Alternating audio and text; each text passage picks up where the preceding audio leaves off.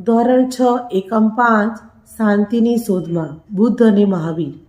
અધ્યયન નિષ્પત્તિ 6.18 પ્રાચીન કાળના વિવિધ ધર્મોના વિચારો અને મૂલ્યોનું વિશ્લેષણ કરે છે.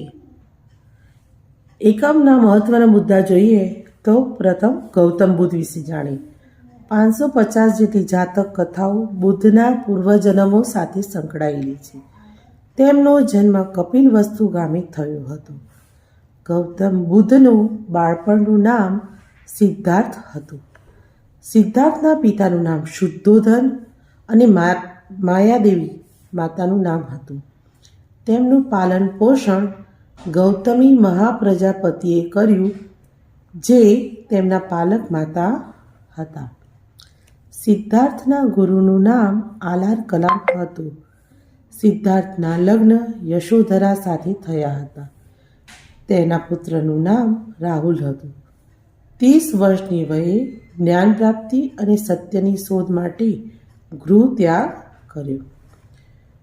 ગૃહ ત્યાગ બાદ રાજગૃહ પછી પુરુવેલા નામના સ્થળે 5 બ્રાહ્મણો સાથે તપશ્ચર્યા શરૂ કરી.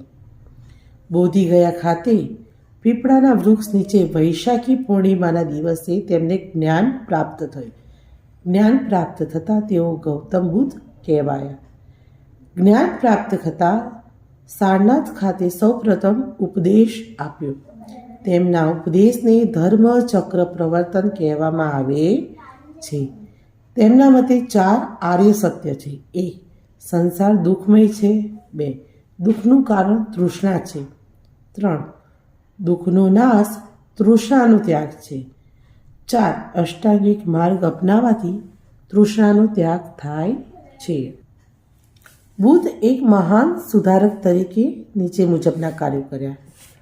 ઈશ્વર અને આત્માનો ઇનકાર કર્યો, કર્મકાંડનો વિરોધ, ઊંચ નીચના ભેદભાવનો વિરોધ અને સ્ત્રીઓને મહત્ત્વ આપવા જેવા સુધારાવાદી કાર્ય કર્યા. 80 વર્ષની વયે કુશીનારામાં તેમનું અવસાન થયું.